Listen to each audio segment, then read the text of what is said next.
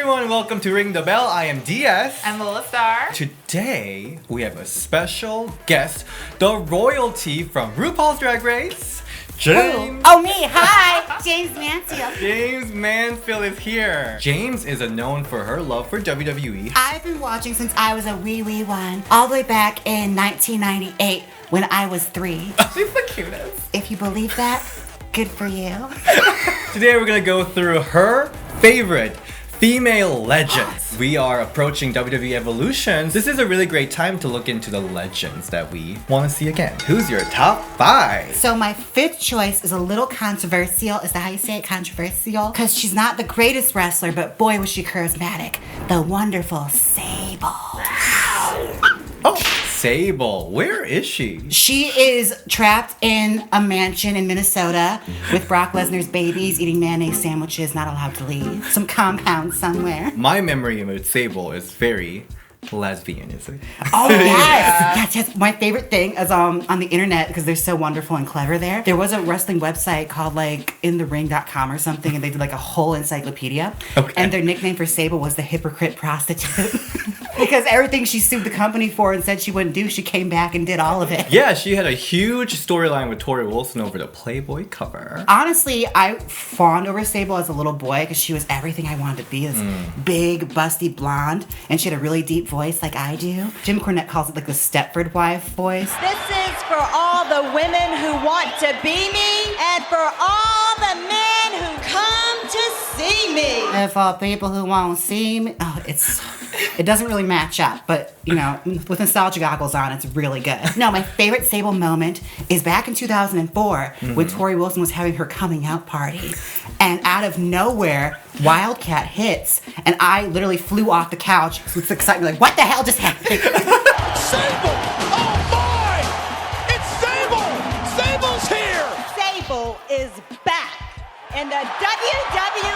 Because I never thought she would come back. I know. Remember when Stephanie McMahon ripped her top off? Oh, they were having yeah. her feud with Stephanie Yes. McMahon. How was she back in WWF? Well, after doing more research, because I'm a lady that likes to study, I found out that she was actually quite the pain in the ass to have backstage. She was not a team player. No? Apparently, she refused to learn how to wrestle. She didn't want to take bumps. That was the big controversy with her. She refused to bump. Whenever girls had to have matches with her, they basically had to figure out a way to take her offense without hurting her or doing anything to her.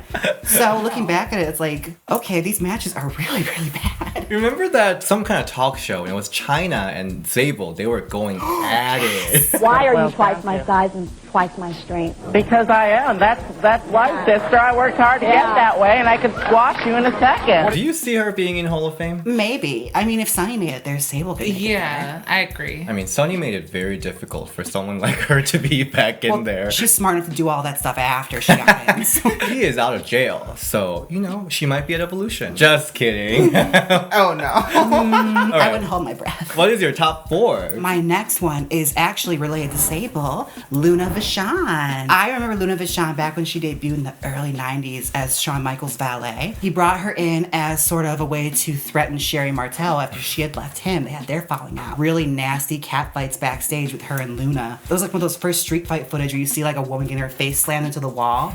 It was really jarring and intense, and it's so fun to watch. Is there any interactions between Sable and Luna that you really liked? They had a famous feud together. That was one of the first feuds Sable had. Luckily, she was with someone in the ring like Luna, who is a legend in wrestling. Her family's a total dynasty. That's a really sad story about her and Luna, because Luna basically pressured by them saying, don't do anything to Sable or you're gonna lose your job. So she was working under a lot of pressure. And looking back at it, you're like, okay, well, that's a pro right there, because there's this girl who flat out said she doesn't want to learn anything, and you sitting here love this business, and you're just taking this and just sucking it up because you want to stay in good graces. That is a pro. She wasn't able to do what she could have done because of... She didn't have that look. She had a very intense, awesome look. Yeah. Full-on mohawk and that voice that used to scare the crap out of me. Oh, yeah. And she had a great physique, too. Oh, my God, she's jacked. I don't think we still had anyone as intimidating as her in the women's division. Karma, maybe? Victoria in her prime, the Yes. crazy... Who is your top 3. It was actually Victoria. I ain't the lady Oh to my mess god, with. Crazy Victoria with Stevie Richards and her feud with Trish Stratus. That is legendary right there. And one of my favorite Victoria moments was actually nothing to do with Trish or anything. It was a backstage segment with her and Jacqueline. Jacqueline called her like, "You psycho bitch." And then like Victoria's like, "I'll show you psycho." And just like attacks. You psycho bitch. I'll show you psycho. Ah! Isn't that the backstage segment where there's like something vibrating in your bag or something like that? You I don't remember this. I'm sure I'll find something battery operated. That went over my I head. guess you were too naive back then. Yeah, I might have been like, what, 8? I love Victoria. Even when she had that horrible dancing gimmick, I still loved Victoria.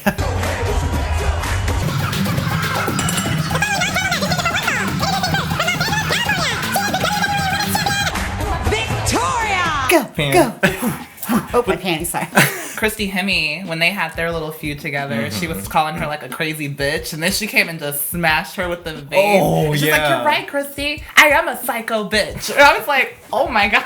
Remember the bikini contest when she flipped out? Oh That my was the God. best. That was the sickest widow's peak I've ever seen. Ever. Like, My favorite match of Victoria has to be the cage match she had with Lita. My favorite is her Chicago street fight match with Trish Stratus. If she comes back at this time, who do you think she'll be able to feud with? I'm not sure. I mean, I imagine she probably would fall into the same role that Mickie James is, where putting over a lot of other newer girls. To be honest, that was her role her last couple of years. She was putting over everyone from Bella Twins, Michelle McCool, Maria, Cherry. And then she retired on SmackDown, poor girl.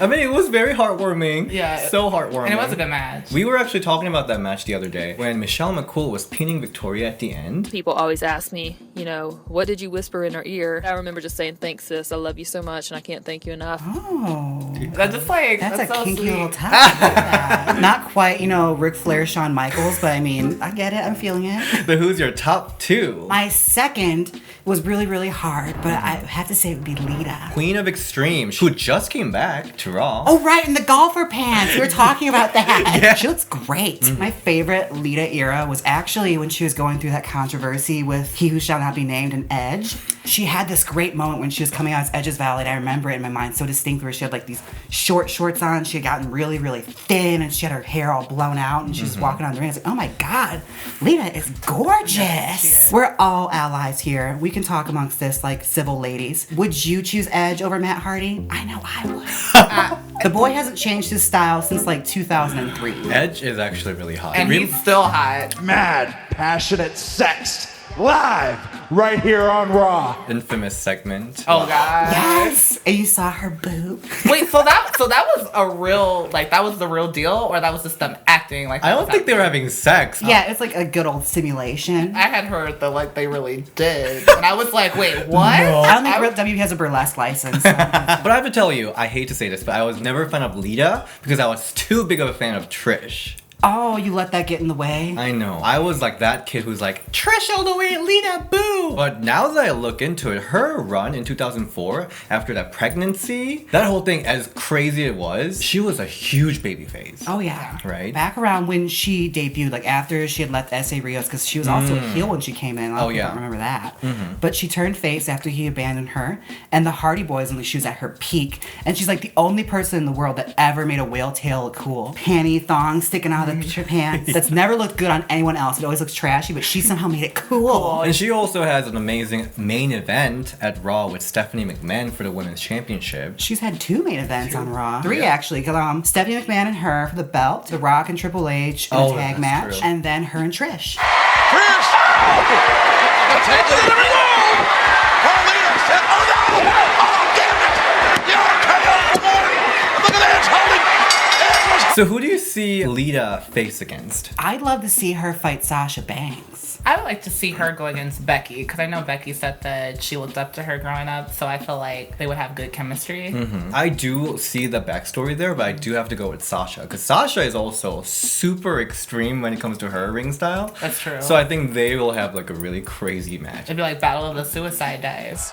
Oh my god! Oh my god! Look at this! Oh my god! They almost killed themselves doing it. Battle of who can do a better head scissor. That was like the new in thing she had like debuted. Like no other girl had really done that on TV. And now it's like a rest hold. Every girl does the head scissor and a hurricanrana. Before we go to the top spot, do you have any honorable mentions that you want to go through? Honorable mentions, yes. I came to love these girls later on in life. I didn't grow up with them, which is why they didn't make my list. But I love the work of Sherry Martel. Other ladies that honestly just never got that right push to really be out there for me to like grow to love them. Jacqueline, Ivory. Ivory, the only girl from Glow ever to make it to that roster. Yeah.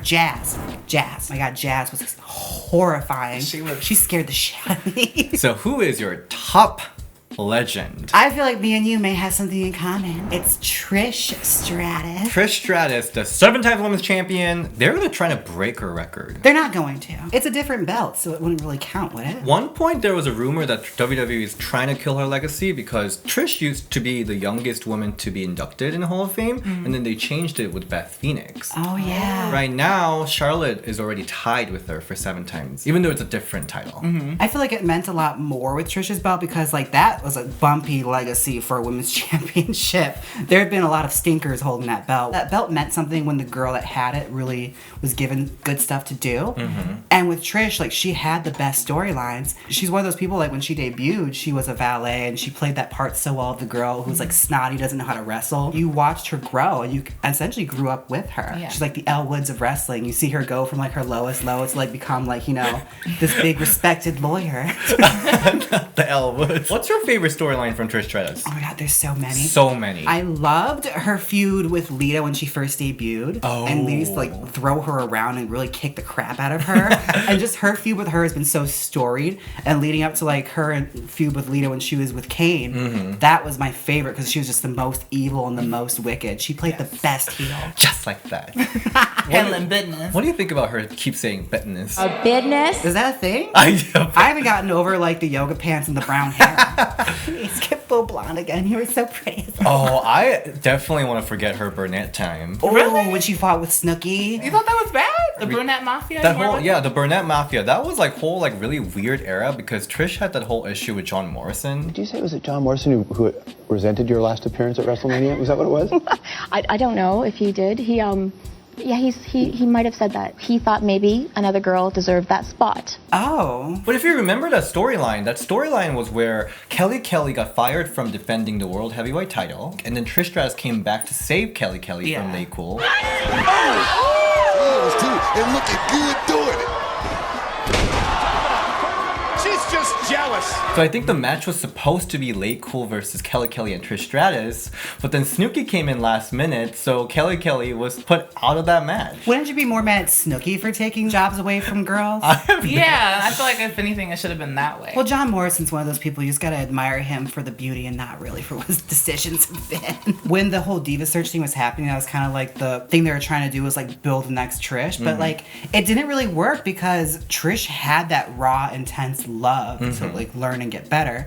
And with a lot of girls, not to knock the whole Diva era, but for a lot of those girls, they were so in and out because they didn't have the passion for it. As far as a girl I think could be the next Trish, I think Alexa Bliss has a lot of charisma and she's very decent in the ring. So I feel like, you know, if she was nurtured a lot more, she could really get to that level of just like perfection all the time. That's so refreshing to hear because no one ever, as their first, gives Alexa credit like that besides me. Like, I feel like a lot of people always shoot her down and it's always Charlotte first. That's the thing though, it's just like with Alexa, what Charlotte lacks is Alexa has personality, spades. Like she has so much personality and charisma that she could take something that seems really, really lame and make it work. And that's something Trish could do. She got handed some really lame stuff and she made gold out of it. Yeah, I see definitely resemblance between Trish and Alexa. For that sense, I kind of like that singles match planned. Yeah. Because Alexa also is from fitness modeling. They're very good on mic. Well, recently Trish has been kind of Oh, like that whole short joke. I'm like, Trish, you're like 5'1". Like 1 inch taller than her. She's been wearing high heels every single time she was back and slipping. Now,